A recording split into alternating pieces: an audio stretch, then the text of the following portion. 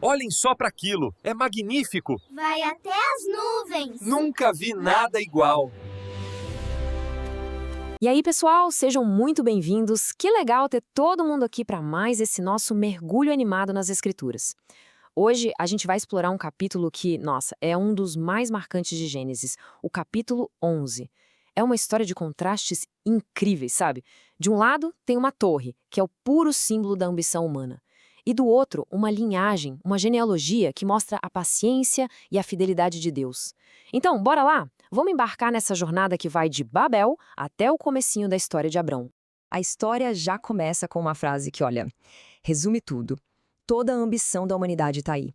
Façamos um nome para nós. A ideia não era só construir uma cidade, não. Era sobre criar um legado próprio, sem precisar de Deus. Era uma declaração de autossuficiência que colocou a humanidade numa rota de colisão direta com o Criador. Para a gente ter uma ideia da dimensão do que estava acontecendo, imagina só, o mundo inteiro com uma língua só.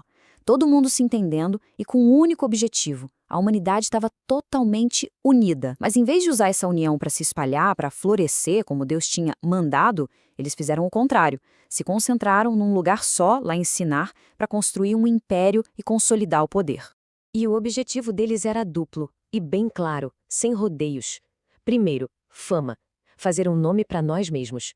E segundo, controle, não sermos espalhados. Era basicamente uma tentativa de criar uma civilização estática, centralizada, ou seja, o exato oposto do que Deus tinha ordenado. E é aqui que a gente chega no coração da rebelião. A primeira ordem de Deus para a humanidade logo depois do dilúvio foi: encham a terra. Era um chamado para expansão, para diversidade. A Torre de Babel não era só um projeto de engenharia, gente. Era uma rejeição direta, na cara, desse mandamento fundamental. E aqui fica super claro o confronto. De um lado, a vontade humana, não se espalhar, construir a própria fama. E do outro, a ordem de Deus. Encham a terra, se multipliquem debaixo da minha autoridade. É um desafio direto, sabe? É uma rebelião construída com tijolo e piche. E então, claro, Deus responde. O texto usa uma imagem que é quase irônica. Diz que o Senhor precisou descer para ver a torre. Quer dizer, aquilo que para os homens parecia alcançar os céus, do ponto de vista de Deus era tão pequeno, tão insignificante que ele precisou chegar mais perto para ver. Esse contraste de perspectiva é tudo. E olha que coisa fascinante. Deus não condena a união deles em si. Pelo contrário, ele reconhece o poder que eles tinham juntos. O perigo não era a colaboração, mas a motivação por trás dela. Aquela unidade, movida pelo orgulho, podia levar a humanidade para um caminho sem volta, bem longe do propósito original. E é aí que a intervenção acontece. Deus confunde a língua deles. A comunicação, que era a base da força e da unidade deles, de repente vira a causa da separação. O nome Babel captura esse momento perfeitamente, porque significa confusão. A construção para na hora e o resultado inevitável é que eles se espalham. E aqui a gente chega na grande ironia de Babel. A mesma atitude que foi pensada para impedir que eles se espalhassem acabou sendo a causa exata da dispersão deles. No final das contas, a vontade de Deus prevalece. A terra seria cheia, mesmo que para isso fosse preciso um ato de disciplina divina para corrigir o rumo da humanidade. A partir daqui, a câmera da narrativa muda de um jeito, uau, drástico. A gente sai daquela cena caótica, das nações sendo espalhadas, e o foco vai para uma única linha de família, que vem se desenvolvendo de forma silenciosa e paciente. É a transição da história da rebelião humana para a história da fidelidade de Deus. E aqui a gente vê o que parece ser só uma lista de nomes, mas que na verdade é a espinha dorsal do plano de Deus. É um fio de esperança que foi sendo tecido ao longo de gerações. Olha o caminho. Começa em Sem, filho de Noé, que sobreviveu ao dilúvio, passa por figuras importantes como Éber, até chegar em Terá e finalmente em Abrão. É a prova de que mesmo no meio do caos, Deus estava trabalhando em silêncio. Agora o foco fecha ainda mais. É como se a gente desse um zoom.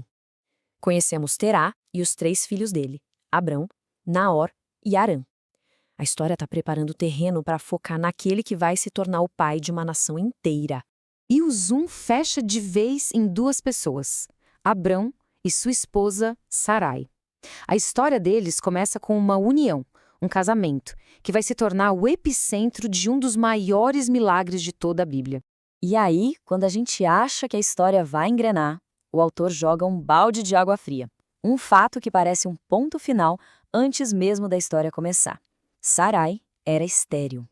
A linhagem da promessa, aquele fio de esperança, parece que acaba aqui, num casal sem filhos. A tensão fica no ar. Mas o que parece um beco sem saída pra gente é, na verdade, o palco perfeito para Deus agir.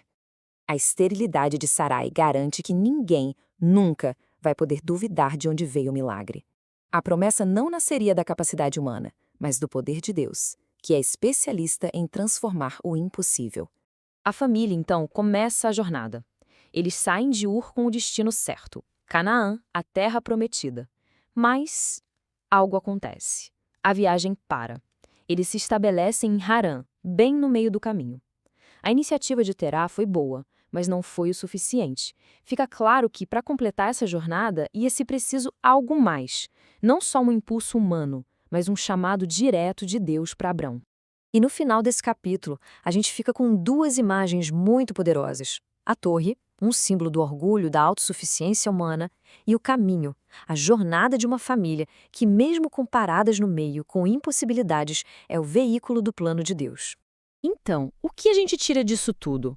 As lições são bem claras. A torre, construída pelo orgulho, leva à confusão, ao isolamento.